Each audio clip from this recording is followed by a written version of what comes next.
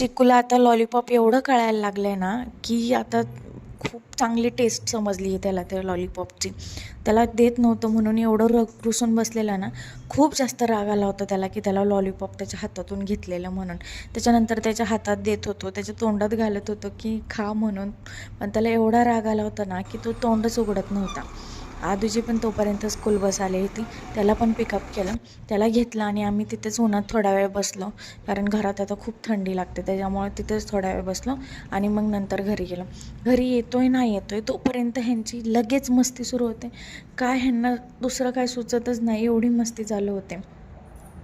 तेवढं झालं की फौजी आल्यानंतर आदूने पहिल्यांदा पप्पा आले की लगेच त्याच्या पिकनिकसाठी साईन करायला जो कागद दिला होता तो पप्पांना दिला, की पटकन आधी साईन कर, मला पिकनिकला जायचं म्हणून. जसं काय कागद घेऊन लगेच तो जाणार होता.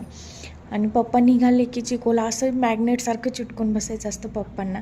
किती ते प्रेम पप्पांचं. मी किती घेत होते तरी पण माझ्याकडे यायचं नावच घेत नव्हता तो. आज फौजींनी दुपारी भोपळा आणला होता.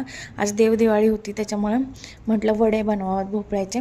आणि हे वरचं हे शील्ड असतं हे खूप कडक असतं, ते काढता माझ्या अक्षरशः बोट कापलं असतं. मग कसं तरी हे काढलं आणि मोठ्या मोठ्या फोडी केल्या होत्या, कारण मी कुकरला लावणार होते. जास्त शिजला की मग गाळ होतं, त्याच्यामुळे मी मोठ्याच ठेवल्या होत्या. शिजल्यावरती त्याच्यात गूळ घालून पीठ वगैरे मळून ठेवलं. पार्कला गेलो. जाताना आम्हाला एवढा संसार न्यावा लागतो ना सगळा, बॅट बॉल, पाण्याची बॉटल, रुमाल वगैरे, खाऊ, हे सगळं न्यायला लागतं. आल्यानंतर पहिल्यांदा देवपूजा केली. देवपूजा कारण की आज देवदिवाळी होती त्याच्यामुळे दिवे वगैरे लावायचे होते. साताऱ्याच्या साईडला खूप साजरी करतात देवदिवाळी. मी जेव्हा माहेरी होते तेव्हा मला हे माहितीसुद्धा नव्हतं की हा सण असतो म्हणून. आणि आता इकडे आले तर माहिती झालं आहे, म्हणून मुलांना पण माहिती व्हावं म्हणून मी सगळं काही अगदी रिच्युअल सगळे फॉलो करते.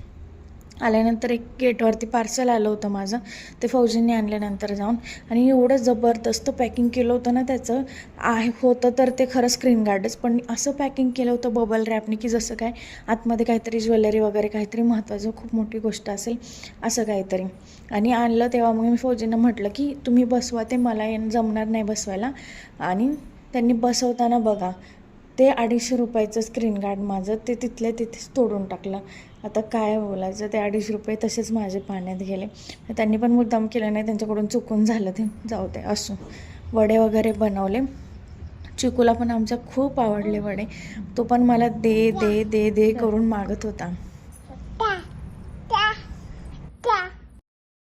दादा झोपला होता म्हणून त्याला एवढा हे आलं होतं ना, की दादा झोपलाय माझ्यासोबत खेळायला, उठ म्हणून बळच त्याला उठवायचं चाललं होतं त्याचं.